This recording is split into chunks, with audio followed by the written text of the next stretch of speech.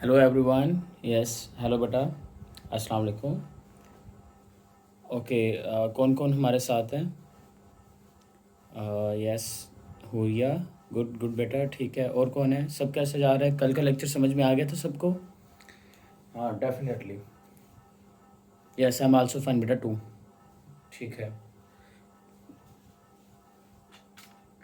अच्छा, मुझे कल के लेक्चर के बारे में थोड़ा सा प्रोग्रेस बताइए। कल के लेक्चर के बारे में थोड़ा इन्फो अपडेट करें जल्दी से। अभी कौन नहीं है? Fatima? Is the Fatima is there? Tell me. Okay, Huriya है। Yes, Nisha, good. Fatima, and yes, there is a new students and in our class who recently joined us. It's Alicia. So hello everyone, कैसे हैं सब लोग? ठीक ठाक हैं? तो हमारा जैसा कि आप सब लोग जानते हैं कि this is the season number 1 and episode number 2। तो जितने भी लोग हैं जो देख रहे हैं यूट्यूब या फिर लाइव क्लासेस में हमसे हमारे साथ ज्वाइन हैं, तो डेफिनेटली तौर पर क्या करिए, अगर कोई क्वेश्चन वगैरह है तो लाजमी तौर पर पूछो यार, कमेंट सेक्शन में पूछ लो अगर यूट्यूब के ऊपर, और वरना लाइवली मैंने आपको अलाउ किया हुआ है कि आप मैसेजेस के ज़रिए से पूछ सकते हैं। बट डेफिनेटली अगर मैं स्क्रीन के सामने हूं तो मैं आपके मैसेज रीड नहीं कर पाऊंगा। Right Huriya? Good, very good. और उसको जल्दी बोलो, उसको लिंक शेयर करो, उसको बोलो कि आके क्लास को ज्वाइन करें, ठीक है। एंड लास्ट टाइम एक लेक्चर टॉपिक था, वो उस टॉपिक जो मैंने पढ़ाया था ना, वहाँ से वो पूछा था, एक बहुत अच्छा क्वेश्चन पूछा भाई तारिक ने। बेटा तारिक, आपके क्वेश्चन का मैं आंसर करता हूँ बेटा। आपका क्वेश्चन क्या था? आपने क्वेश्चन मुझसे ये पूछा था कि सर देखिए, माइक्रोस्कोप और टेलीस्कोप जो है उसके अंदर बुनियादी जो अंतर है वो आपको मैंने बताना था, राइट? तो बेटा माइक्रोस्कोप और टेलीस्कोप के दरमियान जो बुनियादी फर्क होता है ना, पहली बात ये कि दोनों के अंदर जो है वो लेंसेज, ये दोनों ऑप्टिकल डिवाइसेस हैं। ऑप्टिकल डिवाइस किसी ऐसी डिवाइस को कहते हैं जिसके अंदर क्या इस्तेमाल हो रहा है? लेंस इस्तेमाल हो रहा है। या यस, बताइए, is the join? Fatima late हो बेटा? नहीं, ऐसा नहीं है बेटा, टाइम के ऊपर, टाइम से पहले यहाँ पे होना चाहिए। ओके, तो this is the season number 1। हम लोग हैं सबसे number 1 and this is the episode number 2।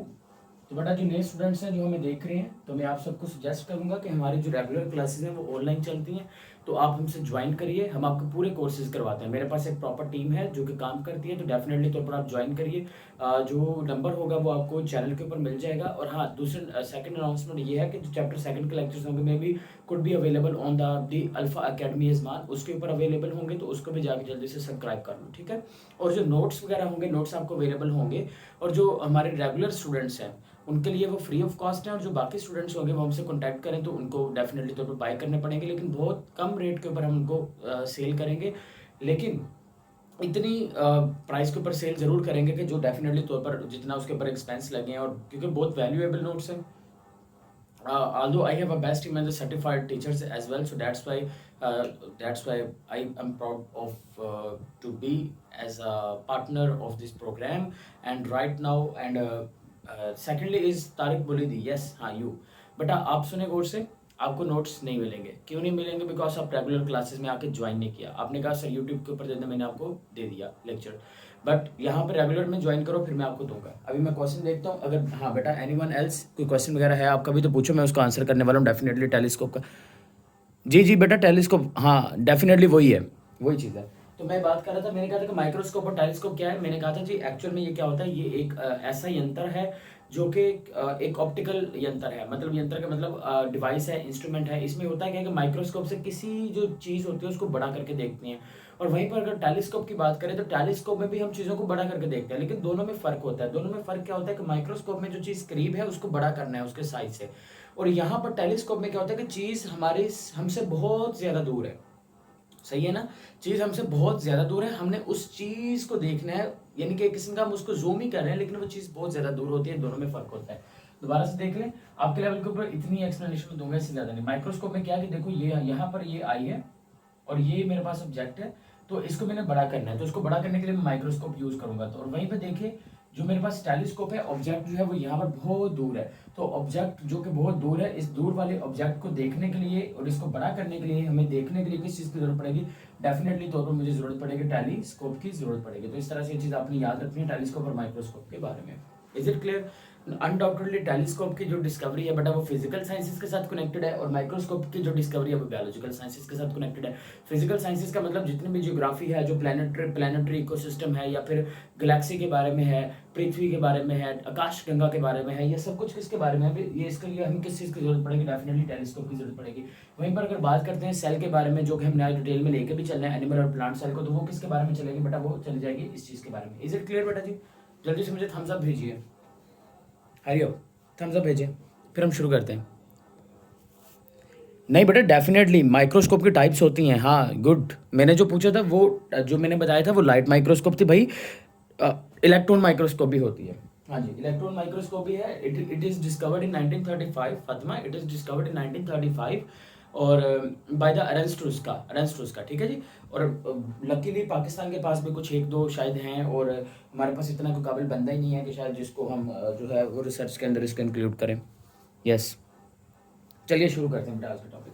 आज का टॉपिक जो है वो मैंने आपको एनालाइज करवाना है एनिमल सेल का, लेकिन उससे पहले ज़रा कुछ एक क्वेश्चंस हैं जो कि आपकी जो बुक है ना उस बुक में साइड्स पे लिखे गए हैं, तो उन क्वेश्चंस को ज़रा डिस्कस कर लेते हैं। कौन कौन से वो क्वेश्चंस हैं, मैं उनको ज़रा डिस्कस करता हूँ कौन से वो क्वेश्चन है। तो क्वेश्चन नंबर 1 बेटा जो वहाँ पर है वो ये है कि उन्होंने लिखा है कि कोई यूनिसेलुलर प्लांट का नाम बताओ, यूनिसेलुलर प्लांट का नाम बताओ।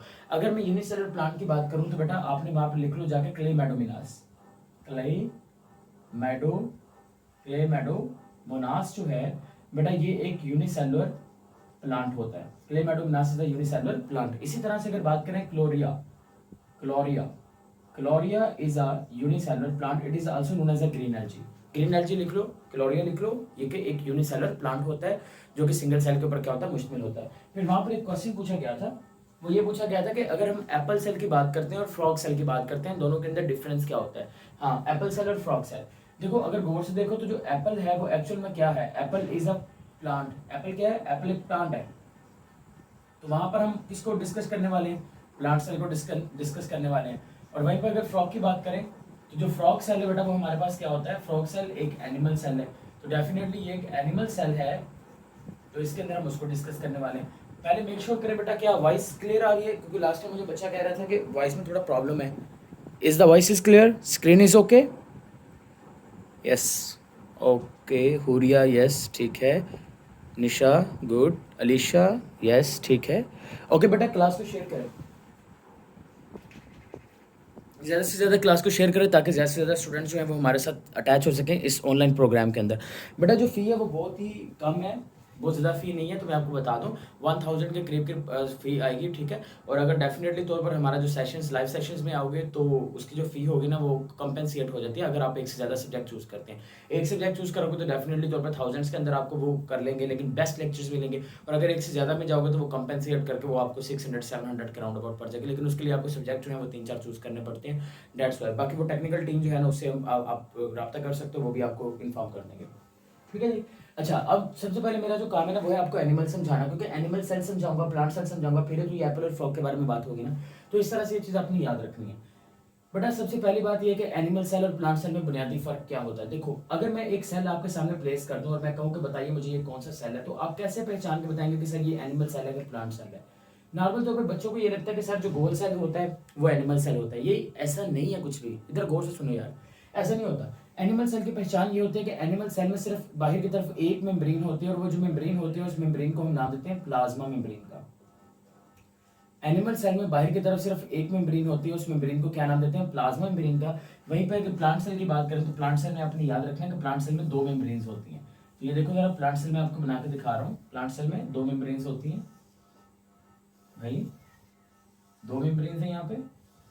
एक है ये बाहर की तरफ, इसको नाम दिया जाएगा बेटा जी सेल वॉल, और ये अंदर की तरफ मेम्ब्रेन होगी, इसको हम नाम देंगे प्लाज्मा मेम्ब्रेन का नाम दे देंगे। ठीक हो गया, यहां तक देखिए क्लियर है।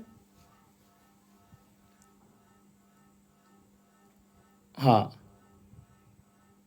नहीं नहीं, जो बायोलॉजिकल मेम्ब्रेन है ना बेटा आयशा, यार ये कौन है, आयशा कौन है भाई, ये आयशा नाम से बच्चे कहाँ से आ गए भाई, हमारे पास तो नहीं है ये। ओके ये अभी ज्वाइन किया है इसने, ठीक है बेटा। क्लास के बाद ज़रा रब्ता करिएगा टेक्निकल मेंबर से। हाँ क्वेश्चन मैं आपको बता दूँ बेटा, जो बायोलॉजिकल मेम्ब्रेन है ना वो प्लाज्मा मेम्ब्रेन को कहते हैं। Yes this membrane is known as a biological membrane, इसी का नाम होता है प्लाज्मा लीमा। मैं चाह तो नहीं रहा था कि आपको बताऊं अल्टरनेट नाम, बट बच्चा मेरे पास जीनियस अगर आ गया तो डेफिनेटली फिर आप एक पूछेंगे तो मैं 10 बताऊंगा आपको। तो इसी को कहते हैं बायोलॉजिकल मेम्ब्रेन, इसी को नाम देते हैं प्लाज्मा लीमा, इसी को नाम देते हैं सेमी परमिएबल मेम्ब्रेन, इसी को नाम देते हैं डिफरेंशिएटली परमिएबल मेम्ब्रेन। कौन हो गया? अब इधर देखो, प्लांट सेल में सबसे बाहर की तरफ कौन सी वॉल होती है? Cell wall. सेल वॉल में अंदर की तरफ कौन सी वॉल है? Plasma membrane. तो ये आपने याद रखने का प्लांट सेल की यही निशानी होती है। और वहीं पे एनिमल सेल की बात करें तो एनिमल सेल में सिर्फ एक मेम्ब्रेन होती है और बाई की तरफ इस मेम्ब्रेन का नाम क्या होगा? That's name is a plasma membrane. उसके बाद सेल की बात करें तो सेल के अंदर ना फ्लूइड मीडियम होता है, इस फ्लूइड मीडियम को बेटा क्या नाम देंगे? साइटोप्लाज्म। ये दोनों के अंदर आपको देखने को मिलेगा। तो दोनों सेल्स के अंदर आपको एक चीज देखने को मिली, दोनों सेल्स के अंदर आपको साइटोप्लाज्म भी देखने को मिला, दोनों सेल्स के अंदर आपको प्लाज्मा मेम्ब्रेन भी देखने को मिल गई। और वहीं पर जो सेल वॉल है बेटा वो एनिमल सेल के अंदर क्या है? नहीं है। तो इस तरह से बेटा आप इनके दरमियान फर्क कर सकते हो। अब हम बाहर से अंदर की तरफ मूव करते हैं। जब हम बाहर से अंदर की तरफ मूव करेंगे तो आप देखेंगे कि एनिमल सेल जो होता है ना उसके सेंटर के अंदर बेटा आपको देखने को मिलती है एक ऑर्गेनेली। उस ऑर्गेनेली को हम कहते हैं न्यूक्लियस। क्या कहते हैं जी? न्यूक्लियस। न्यूक्लियस का एक अल्टरनेट नेम बुक के ऊपर लिखो, आप भी लिखो यार, तारिक बेटा लिखिए आप भी, ठीक है। बाकी हाँ गुड़िया लिखो बेटा आप भी। अच्छा, इसको कहते हैं brain of cell. This one is known as a brain of cell. तो सेल का जो ब्रेन होता है उसको हम क्या नाम देते हैं? न्यूक्लियस का नाम देते हैं। तो ये एनिमल सेल के बिल्कुल सेंटर में होता है। वहीं पर प्लांट सेल की बात करें ना तो प्लांट सेल में ये जो न्यूक्लियस होता है बेटा ये सेल के सेंटर में नहीं होता। अब आपके जहन में क्वेश्चन आना चाहिए कि सर प्लांट सेल में ये सेल के सेंटर में क्यों नहीं है? क्योंकि बेटा जी प्लांट सेल जो होता है ना, प्लांट सेल के अंदर दरमियान में एक बहुत बड़ी सी ऑर्गेनेली होती है। उस बड़ी सी ऑर्गेनेली का नाम क्या होता है? उस बड़ी सी ऑर्गेनेली का नाम होता है वैक्यूल। तो ये जो वैक्यूल होता है ना ये प्लांट सेल के सेंटर में होता है। तो ये चीज आपने याद रखनी है। और यहाँ पर जो वैक्यूल्स होते हैं ना वो बड़े बड़े वैक्यूल्स नहीं होते। यहाँ पर जो वैक्यूल्स होते हैं बेटा वो छोटे छोटे वैक्यूल्स होते हैं, जिसकी वजह से छोटे छोटे वैक्यूल्स के होने की वजह से क्या होता है कि जो न्यूक्लियस होता है बेटा वो सेल में एक तरफ जो है वो धकेल दिया जाता है। क्लियर होगी बात? तो इस तरह से ये चीज आपने याद रखनी है। तो देखो साइटोप्लाज्म आ गया, प्लाज्मा मेम्ब्रेन आ गई, और फिर मैंने तीसरी बात आपको क्या बताई? मैंने न्यूक्लियस के बारे में बताया और वैक्यूल्स के दरमियान फर्क बताया। अब अगर हम प्लांट सेल के बारे में और थोड़ी बात डिटेल में लेके चलें तो आपको क्या देखने को मिलेगा? देखें, प्लांट सेल की बात करें ना तो प्लांट सेल के अंदर एक ऑर्गेनेली होती है जो सिर्फ और सिर्फ प्लांट सेल के अंदर ही पाई जाती है। उसको हम नाम देते हैं क्लोरोप्लास्ट का। क्या नाम देते हैं? क्लोरोप्लास्ट का। ये क्लोरोप्लास्ट जो होती है ना, क्लोरोप्लास्ट किसकी टाइप होती है बेटा? ये प्लास्टिड की टाइप होती है। तो ये याद रखना कि प्लास्टिड जो है ये एक ऐसी ऑर्गेनेली होती है। ऑर्गेनेली कहते हैं किसको? पहले ऑर्गेनेली को समझ लें बेटा। ऑर्गेनेली एक ऐसी स्ट्रक्चर को कहते हैं जो सेल के अंदर पाई जाती है और सेल के अंदर खास काम सर अंजाम देती है। What is organelle? Organelle present inside cell. तो मैंने क्या लिखा? Present inside cell and performs some specific function inside cell। तो ये सेल के अंदर पाई जाती है और सेल के अंदर क्या करती है? एक मखसूस काम सर अंजाम देती है, उसको ऑर्गेनेली करती है। जैसे कि न्यूक्लियस, न्यूक्लियस का सेल के अंदर पाया जा रहा है, डेफिनेटली पाया जाता है कि सेल के अंदर काम कर रहा है। देखो मैंने इसको कहा ब्रेन ऑफ सेल। अगर मैंने इसको ब्रेन ऑफ सेल कहा है तो इसका मतलब क्या हुआ कि सेल के अंदर क्या करेगा? सेल ब्रेन का काम क्या है यार? इस खोपड़ी का काम क्या है?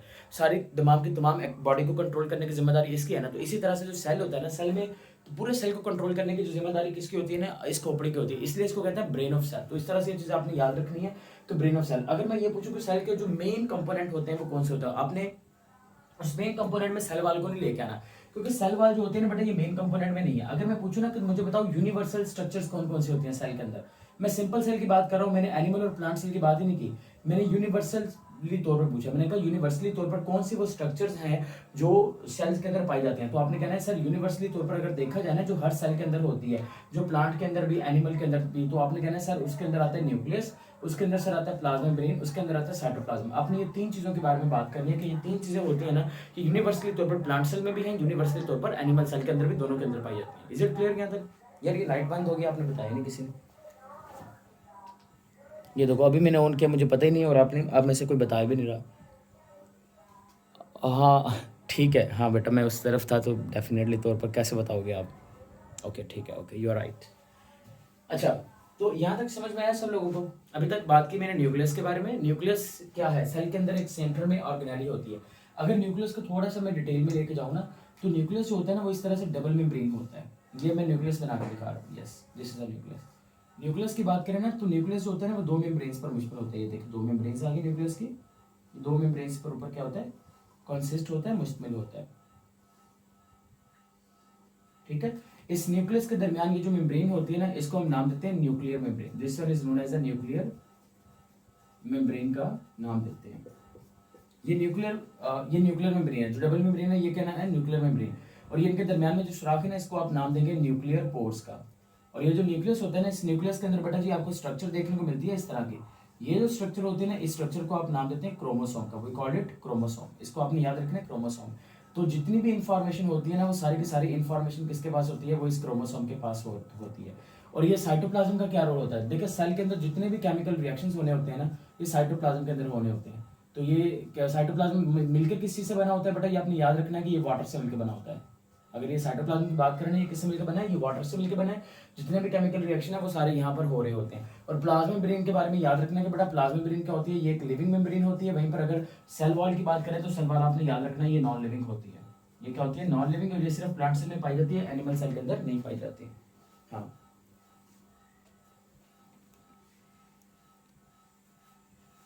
क्या नहीं बेटा, क्या क्वेश्चन है दोबारा से पूछिए, I can not get it, scroll हो गया, ऊपर चला गया आपका मैसेज, जल्दी पूछिए।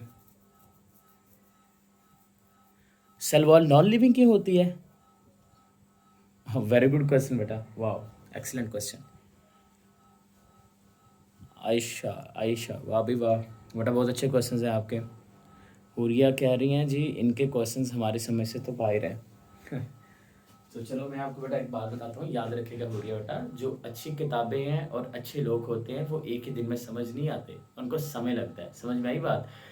तो याद रखिएगा कि समय के पास इतना समय नहीं है कि वो आपको समय दे, ठीक है, दोबारा समय दे। तो इसलिए समय रहते सोच लीजिए कि आपको क्या करना है, वरना समय बता देगा कि आपका क्या करना है। तो फोकस ऑन द टॉपिक, समझ आ गया? अच्छा, यहाँ पे मैं बात कर रहा था, उसने पूछा क्वेश्चन, भाई ये सेल वॉल नॉन लिविंग, भाई सेल वॉल नॉन लिविंग, किसी भी चीज़ लिविंग, कोई चीज़ लिविंग क्यों होती है, क्योंकि उसमें दो चीज़ें हो रही होती हैं, number one growth, number second chemical reaction. अगर ये दो चीज़ें नहीं हो रही होंगी तो हम क्या कहेंगे, हम कहेंगे दिस इज नॉन लिविंग। तो बेटा सेल जो होता है ना, सेल के अंदर एक्चुअल में ये जो सेल वॉल होती है ना, तो इसमें ग्रोथ हो रही होती है, ना इसमें कोई केमिकल रिएक्शन हो रहा होता है। इसी वजह से आपने याद रखना है कि जो सेल वॉल होती है ये एक नॉन लिविंग वॉल होती है। ठीक होगी बात, ये एक नॉन लिविंग वॉल होती है। तो इस तरह से यहाँ तक बेटा जो आपका टॉपिक है वो हम इसको कंक्लूड कर लेते हैं। और डेफिनेटली तौर पर अब देखो, क्योंकि मैं अभी डिटेल के अंदर नहीं लेके गया, अभी क्लोरोप्लास्ट भी मैं डिटेल में नहीं लेके गया। मैंने कहा क्लोरोप्लास्ट एक टाइप है, किसकी होती है, प्लास्टिड की टाइप होती है। और ये किस चीज़ में इन्वॉल्व होती है बेटा, ये क्लोरोफिल इसके अंदर पाया जाता है। क्लोरोफिल का काम क्या होता है बेटा, क्लोरोफिल फोटोसेंसिस में इन्वॉल्व होता है। फोटोसेंसिस क्या होता है, ये एक ऐसा केमिकल रिएक्शन होता है जिसके जरिए से प्लांट अपनी खुराक खुद तैयार करते हैं। तो डेफिनेटली तौर पर आपने याद रखना है कि क्लोरोफिल क्लोरोप्लास्ट में है, क्लोरोप्लास्ट इसकी टाइप है, और ये फोटोसिंथेसिस में इन्वॉल्व होता है। तो that is all about the today lecture. Now if you have any sort of question you can ask right now. किसी भी किस्म का क्वेश्चन है तो बेटा डेफिनेटली तौर पर पूछिए। अभी मैं क्लास जो है इसको ऑफ कर रहा हूँ, मतलब रिकॉर्डिंग वगैरह ऑफ कर देते हैं। तारिक बेटा आपका कोई क्वेश्चन होगा डेफिनेटली तौर पर पूछ लेना, आप कंसल्ट करना। Okay, thank you so much.